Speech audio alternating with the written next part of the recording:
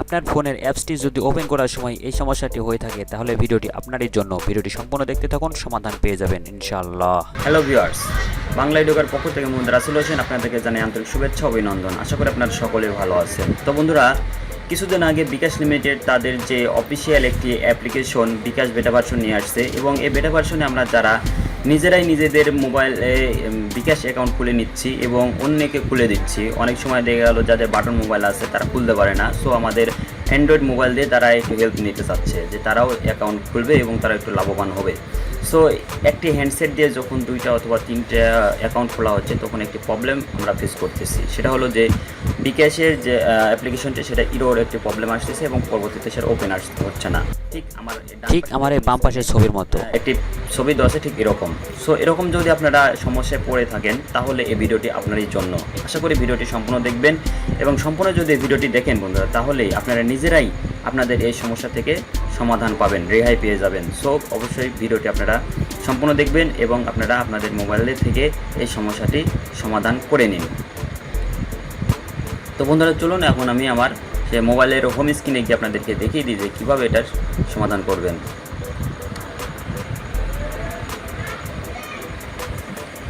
So বন্ধুরা চলে আসলাম আমি আমার যে মোবাইলের হোম স্ক্রিনে। সো আমারটা দেখুন ওপেন করার সময় ঠিক এরকম হচ্ছে।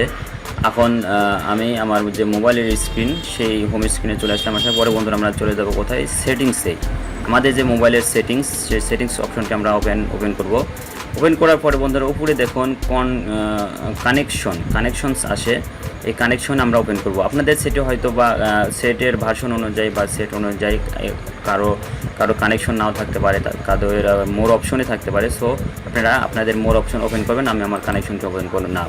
সো কানেকশনটি ওপেন করার পরে বন্ধুরা দেখবেন কোথায় আছে আপনার সিম কার্ড ম্যানেজমেন্ট। এক কথায় আপনার সিম কার্ড ম্যানেজমেন্ট যে অপশনটি আছে সেই অপশনটি আপনারা ওপেন করবেন। এখানে ওপেন করবেন।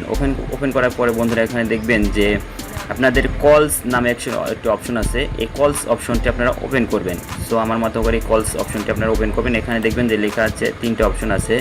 এক হলো আক্স অ্যালাউ সিম 1 সিম 2। সো আমাদের আক্স অ্যালাউ আছে, এখান থেকে আমি আক্স অ্যালাউ না দিয়ে আমি সিম 1 কানেকশনটি দিয়ে দেবো। সো যখন সিম কানেকশন 1টি আমি দিয়ে দেবো, সো আশা করি আমার সমস্যাটির সমাধান হয়ে গেছে, কারণ আমি ঠিক এভাবেই আমার হ্যান্ডসেটের সমস্যার সমাধানটি আমি করে নিয়েছি এবং আমার যে ইরোর প্রবলেম আসতেছিল সেই প্রবলেমটি এখন আর নেই, সেটা সমাধান হয়ে গেছে। সো আপনাদের যাদের ডুয়েল সিমওয়ালা মোবাইল, যাদের একটি মোবাইলে 2টো সিম চেম্বার আছে, সো শুধুমাত্র তারাই এই সমস্যাটির সমাধান করে নিতে পারবেন। অন্য কেউ কিন্তু এই সমস্যাটির সমাধান করতে পারবে না। যাদের সিম চেম্বার একটি তাদের কিন্তু এই সমস্যাটির সমাধান হবে না। সো অবশ্যই এটা মনে রাখবেন যে যাদের ডুয়েল সিমওয়ালা মোবাইল শুধুমাত্র তারাই এটা ঠিক করতে পারবেন। সো বন্ধুরা আমি এখন এখান থেকে ব্যাক আসতেছি। ব্যাক আসার পরে এখন আমি আপনাদেরকে আমার সেই bKashের যে অ্যাপ্লিকেশন সেই অ্যাপ্লিকেশনটি ওপেন করে এখন দেখাবো আপনাদেরকে। সো এখানে দেখুন যে bKashের যে bKash অ্যাপসটি এখন আমি এখান থেকে ওপেন করতেছি। বন্ধুরা দেখুন আমি আমার যে bKashের অ্যাপস আমি এখন এখান থেকে আপনাদেরকে ওপেন করে দেখিয়ে দেব। সো দেখুন আমার bKash অ্যাপ্লিকেশনটি এখন ওপেন হচ্ছে। তো বন্ধুরা দেখুন আমার যে bKashের অ্যাপ্লিকেশন সেটা ওপেন হয়ে গেছে এবং আমি এটা থেকে আবারও আগের মতো করে চালাতে পারবো। আমার সেই সমস্যাটির সমাধান কমপ্লিট হয়ে গেছে। বন্ধুরা যারা এই প্রবলেমে পড়ে গেছিলেন এখন আমার এই ভিডিওটি দেখে অবশ্যই আপনাদের এই সমাধানটি আশা করি হয়ে গেছে। আর যারা এই ভিডিওটি থেকে একটু হলেও উপকৃত হয়েছেন, আপনাদের সমাধানটি পেয়ে গেছেন, অবশ্যই আমার এই ভিডিওতে একটি লাইক করবেন এবং পাশে দেখবেন সাবস্ক্রাইবার বাটন আছে, সেটাতে একটু সাবস্ক্রাইব করে দেবেন যারা সাবস্ক্রাইব করে নাই। আর যারা আগে থেকে সাবস্ক্রাইব করেছেন তাদেরকে অসংখ্য ধন্যবাদ।